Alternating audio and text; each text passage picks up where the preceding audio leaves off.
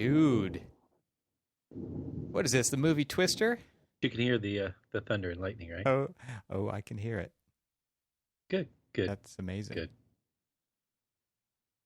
So yeah, you're not just getting raindrops or hail balls, you're getting pine cones.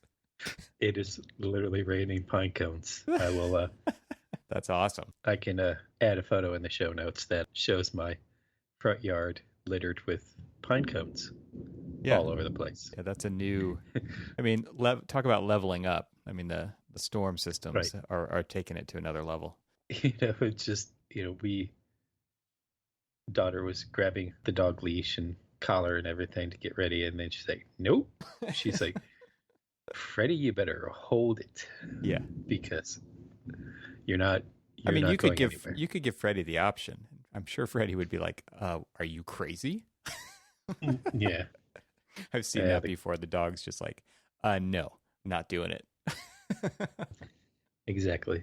It's a test of the intelligence of the animal. Exactly. Yeah. Wow. So I still am always flabbergasted of how much weather, because we just don't get it here. We just don't get any weather. It's starting to get hot again here, so we had a nice reprieve for a week of some overcast skies, and it was super nice, and now it's back to heating up. Well, I was in the mid to upper 90s for the most part of the week, and this is just a front moving in. Mm-hmm. And then depending on how that hurricane tracks, because I know it's up, I remember living my life when we lived in Florida, when I was growing up in Florida, always watching the Weather Channel and pre-Weather Channel during, basically during the hurricane season months. Yeah. So all the way into November, we were always like paying attention to, what's happening now. And now that we've been getting a lot of like residual rain and effects, because I think that, actually it was funny that storm that took out my wife's car, also, it wasn't the tail end of the rain events from the hurricane, but it was like a day after the weather that moved in. Mm-hmm. And then it came through. And then last week was another one that we got residual rain in stuff from a tropical storm. So it's just like, it's so unpredictable. I thought I moved to get away from all of that stuff, and nope, it's just following me everywhere. Wow. You know what I should do is, if you guys really want to like end your drought, I should move there. Because apparently it's following me. It follows you. Yeah. Storm follows Cormac. Exactly. Jeez. Exactly. It's just one continuous storm. It's just following you around. It's just, like I move real fast, and he's like, I'll find him. I remember somebody had a bad attitude, and they're like, "Oh, what's up with you, little black rain cloud?" Like, yeah, exactly. Right? That's basically the story of your life, is what you're saying. It's just following you around like the dust cloud follows the what is it, Pigpen in the Pigpen? Exactly. In the Peanuts. Yeah. Wow. Did you just call me Pigpen? Yeah. you're that guy. Nice. Appreciate that. Yeah. So something that we talked about before, I think we said, hey, let's do this in the next episode, and then a bunch of other stuff got in the way. So I know you're not prepared for this at all, but we talked about this idea of you did a little research, or you got onto a tangent, let's say. I don't know if it was official research or not, but architects that designed automobiles. Yeah. I would love to hear about that. I know I brought it up because you're not prepared, but I thought we gotta follow through on this. What the whole idea of design is just coming from other places in architectural kind of day to day, where it's hard to get out of the day to day and get out of the one track mind of designing the project that we're working on right now is real for so many people, right? So I thought it would be a cool, and so if you're not ready, that's fine, but it would be cool to talk about that from a kind of a, you know, it's kind of a motivational thing. It's kind of an inspirational thing, and I assume that's why you did it in the first place. Well, it was funny is that it actually, I was reading an article about Heatherwick, who, Who designs uh, fabulous stairs? well, yeah, yes. Well, apparently he had just recently signed a deal with a Chinese manufacturer for kind of a new car, kind of an extension of the way that you live in vehicle form. He designs these beautiful elaborate places and things like that.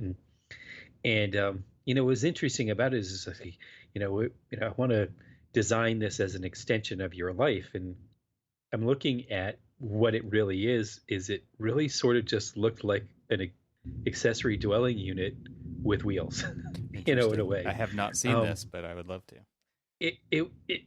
and I'm taking it to a little bit more extreme than it really is, but, and you've seen concepts like this from automobile manufacturers. So really what he's doing isn't quite new per se, Sure. but it's this, the front seats swivel around and you can have basically the center kind of area where the back seat passengers, and you're facing each other, and then it's kind of an autonomous driving, and so that you can basically, kind of like carry your lifestyle from the home to the vehicle and things like that. And I guess, where I was going with that originally, and we talked about numerous things since then, and so I sort of lost the train of thought, but it was always interesting because I think I told the story that at one point in time, and I believe it was like 11th grade, the question was, like, what are you going to do with your life? And I had stood up and I said, you're either going to drive one of my cars or you're going to walk through one of my buildings. And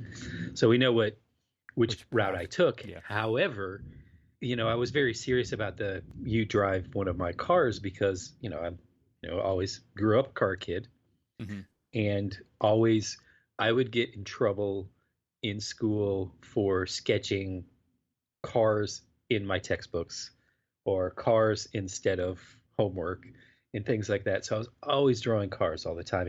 And to be quite honest with you, I had this thought in my head that I wanted to go into architecture, but it was one of those paths that I really could have done one or the other Yeah. and been equally happy with the choice that I made. I And see so many parallels here. That I was the same way, and I was just talking. I was a guest on another podcast that hasn't come out yet called Construction Disruption, but it was like where did it all start for you? And lots of architects say Lego and whatever, but for me it was drawing, and I was always drawing with grid paper because yeah. I wanted to have symmetry. So like when I'm drawing the front view of a car, that's Mhm. how I Yeah. learned. That's how I taught myself how to draw, right?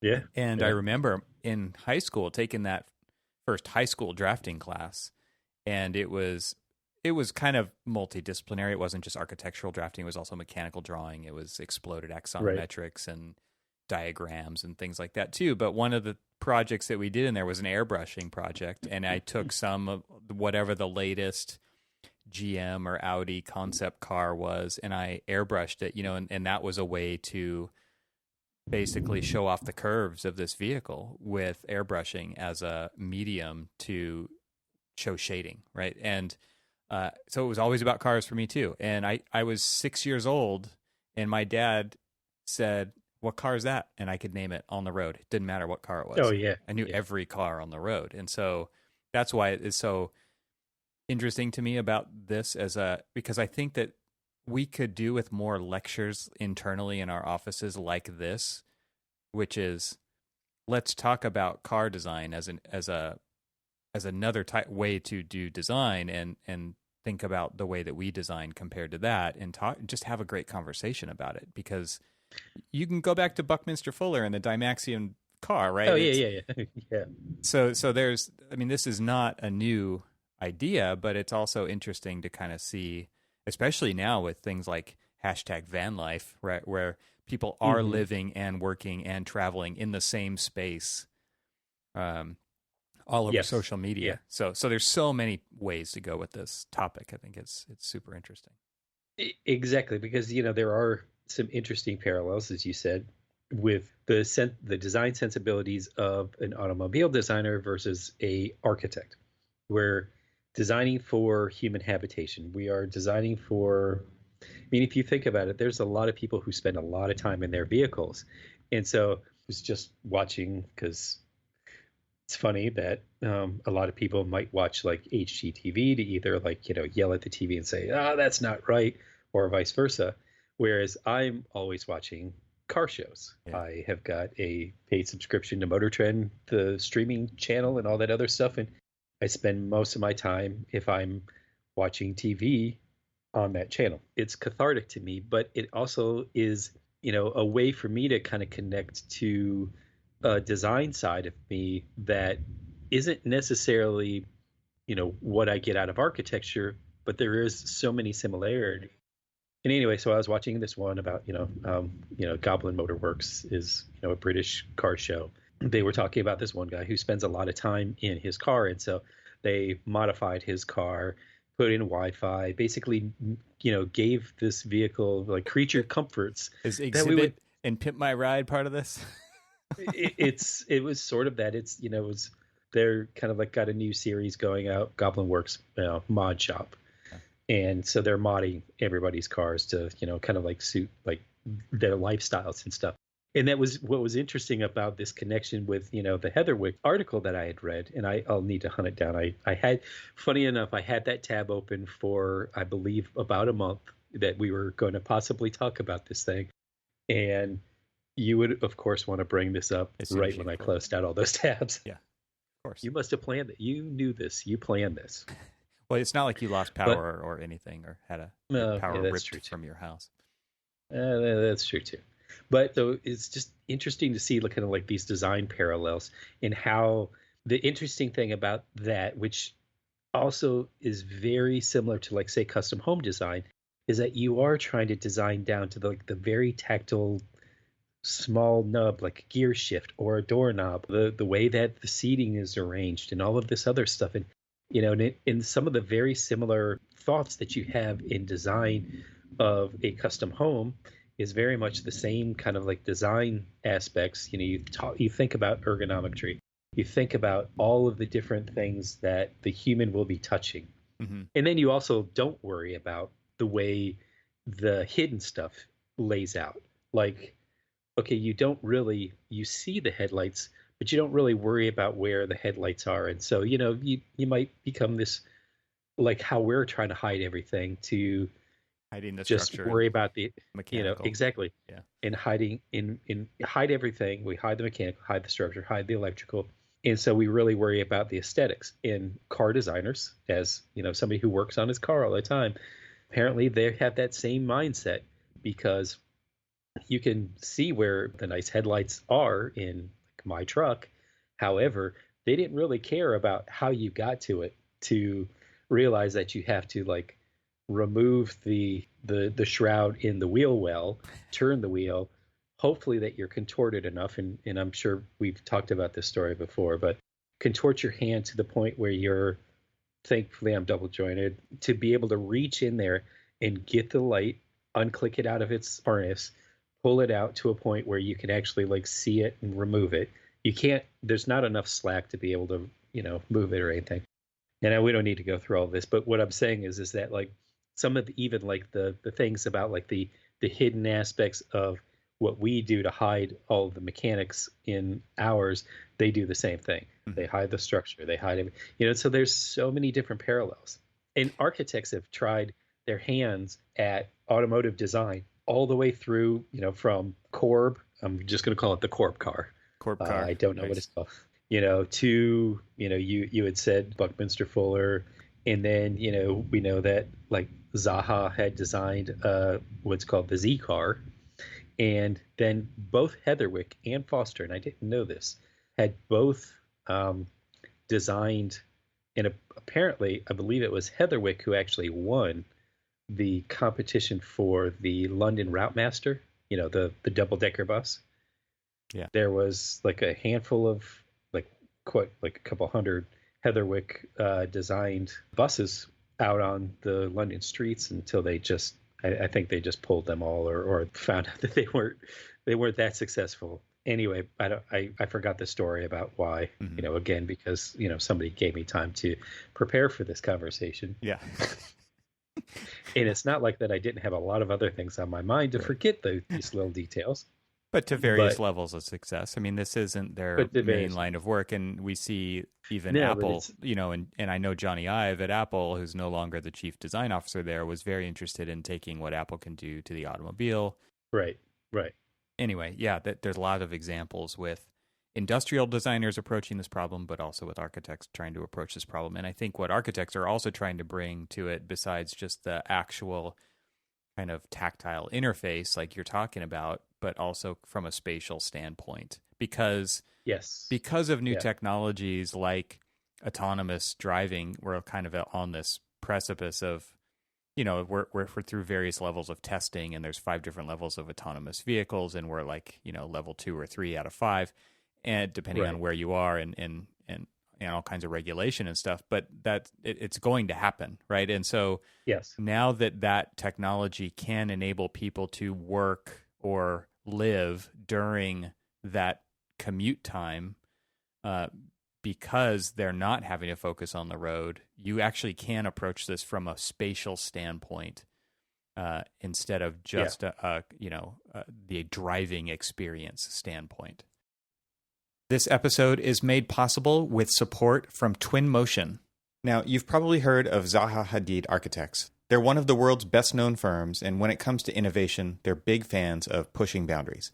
The team at ZHA has started using Twinmotion, a simple, real-time ArcViz tool that lets you instantly visualize ideas and clearly communicate them to stakeholders.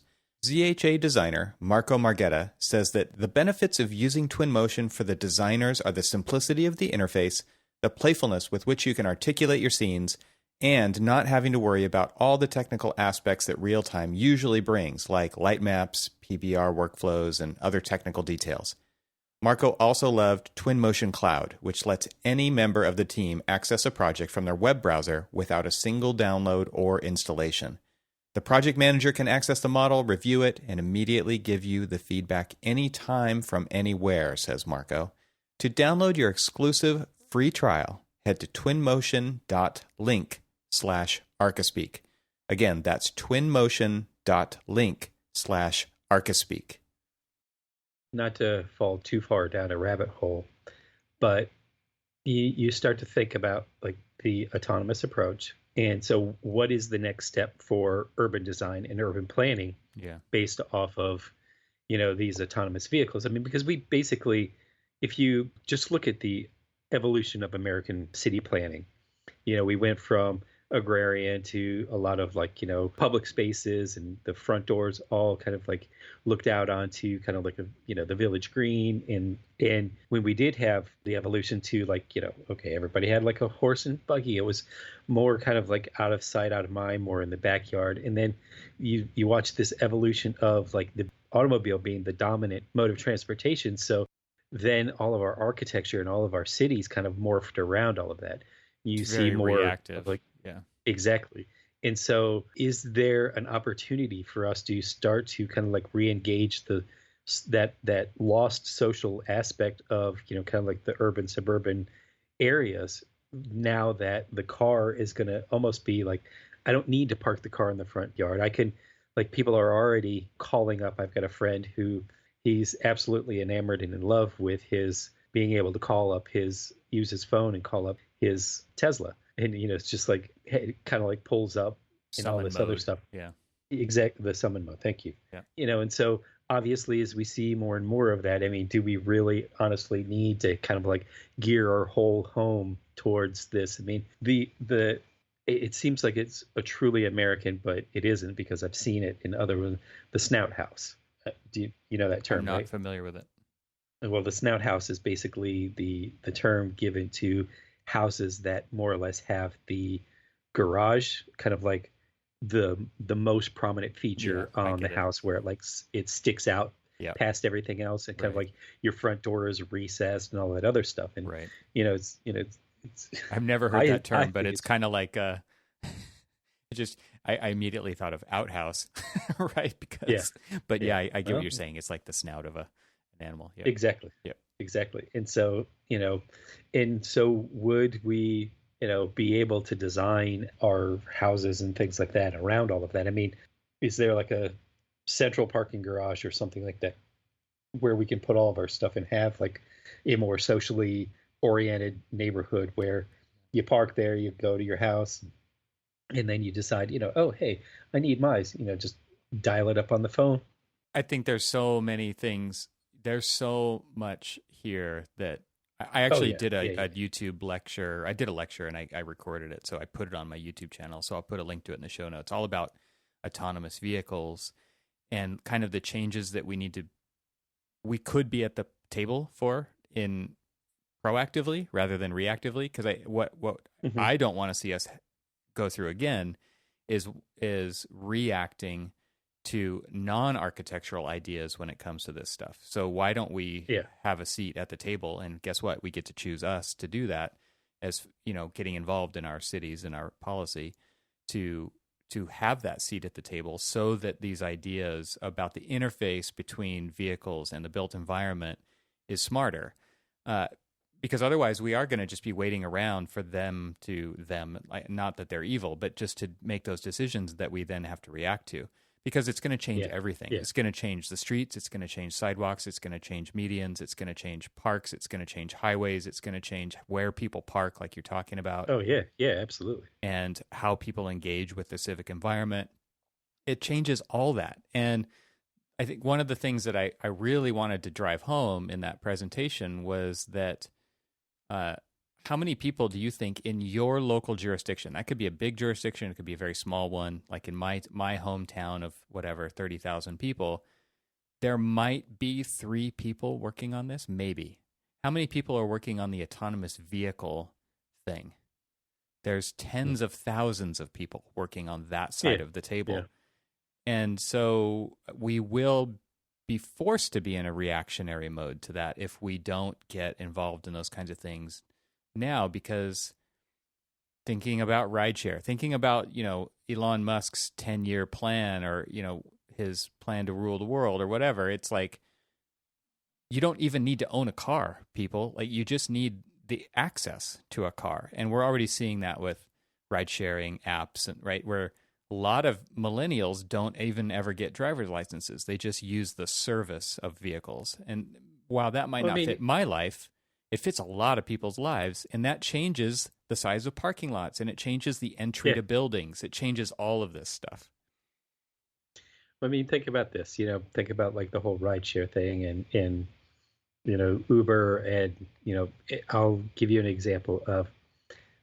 So I live 12 miles from our DC office, and if it were easy for me to be able to get to the metro station from my house, I would actually be working in our DC office rather than our Baltimore office, because the Baltimore office is 43 miles away, and it actually takes me less time to get into the Baltimore office by commuting in by vehicle By than it yourself. does for Yep. me to by myself Mm-hmm. than it does for me to try to get from here to the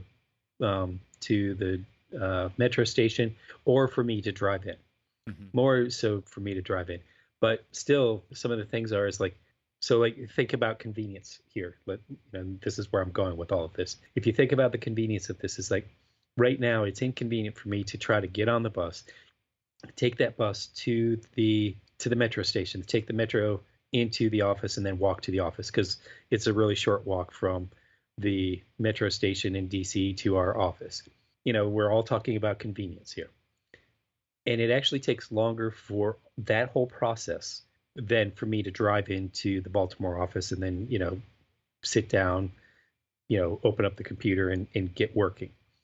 Versus, but I could be working on the metro and all that other stuff. So, but the thing is that what would be easier is if I drove to the parking garage at the metro station, but I have to get there really, really early, or all of the spots are gone. So where I'm going with all of this is, could you just imagine if I like, rideshare called up a autonomous vehicle, and it doesn't have to be like this big four-seater thing. It could just be like individual ones, or it could be, a rideshare type thing Hmm. that takes me from my house. I call it up and say, hey, I need to go to that, just like Uber, and then take me over there, drop me off there. I hop on the thing, and in this whole time, I'm not having to like stress out like about trying to find a parking space or looking for all of these other things and stuff like that. And basically I get like a shuttle to like Yeah. then my block and a half walk, Right. kind of thing. Right.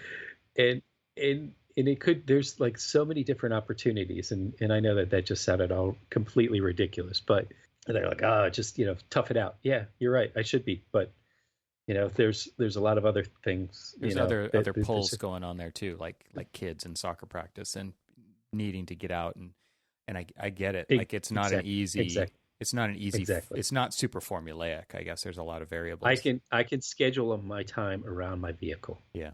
I can be very, very precise on how I do things.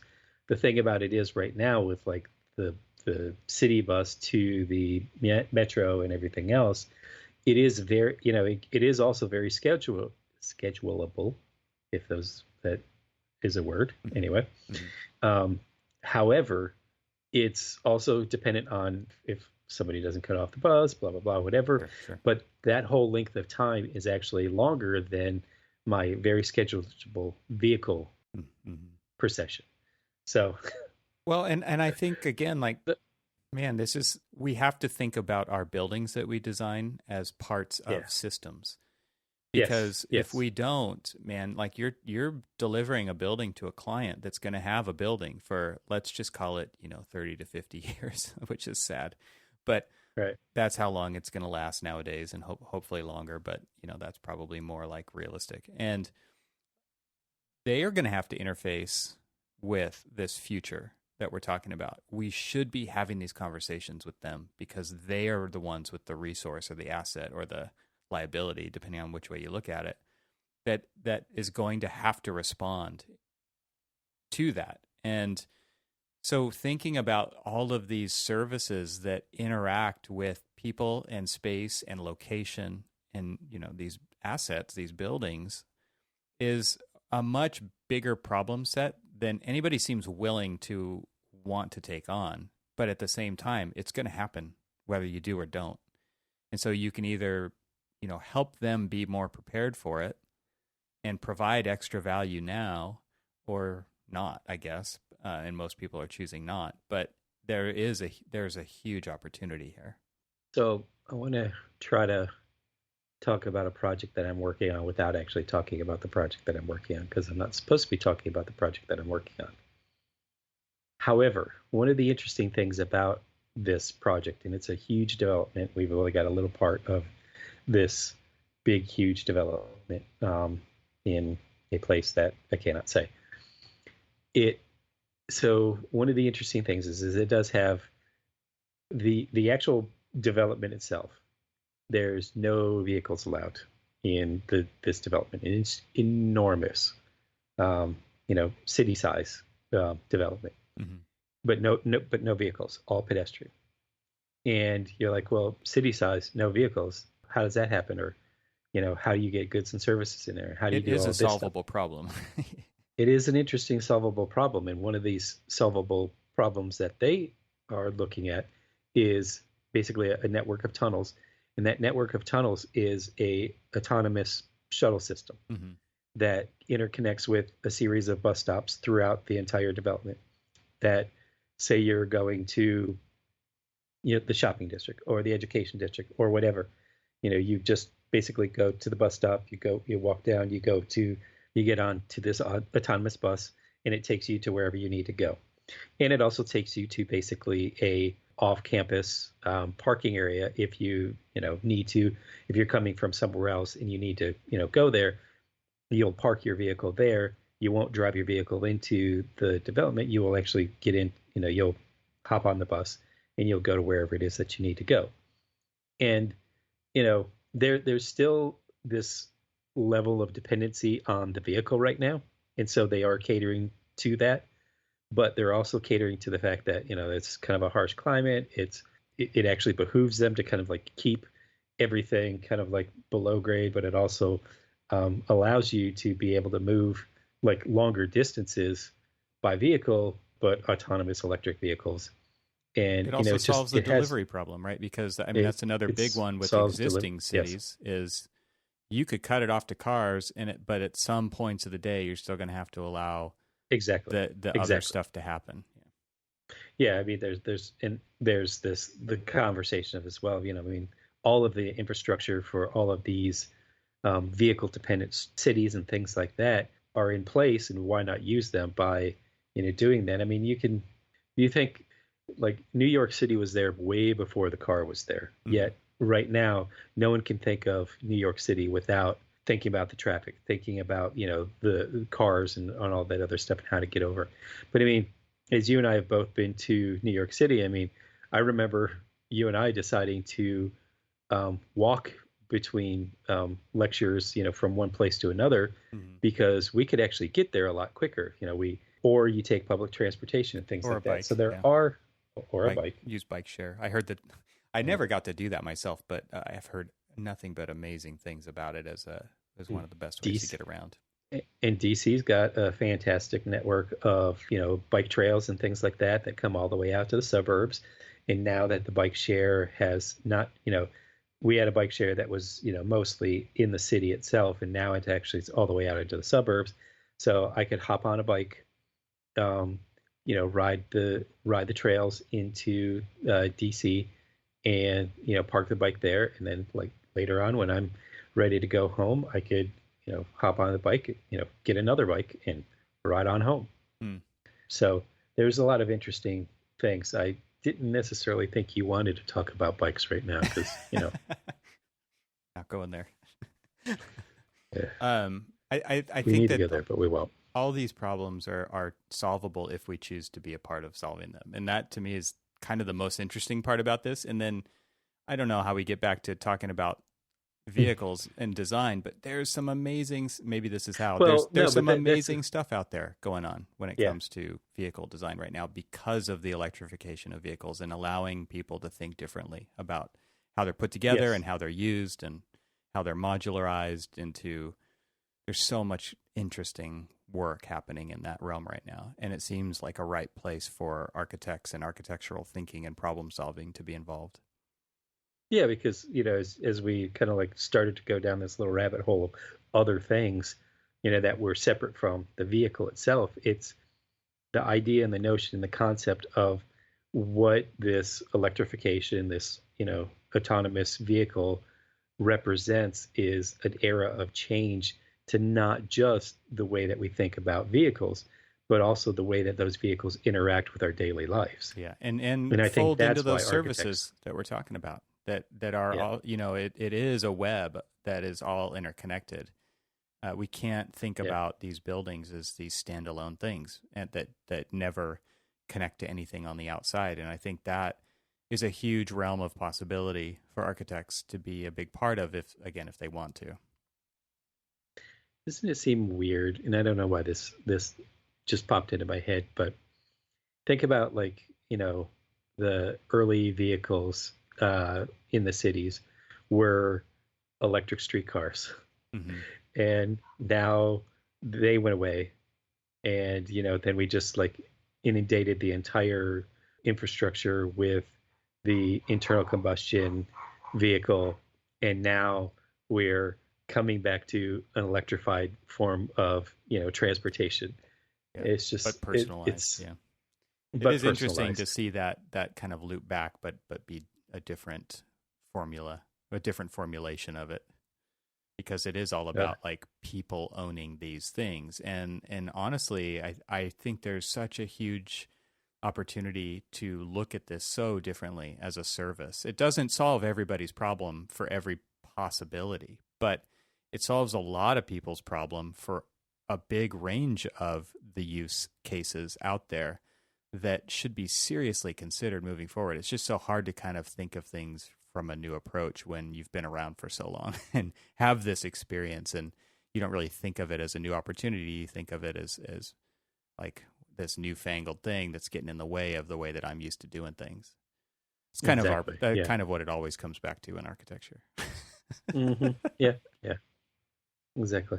uh, landing on a sad note. Wah wah. Mm. Stuck the Yeah. landing. Judges give you a 9.5 Yeah, thank you. Thank you. I'll take it. out of 100, but whatever. Oh. Oh, ouch.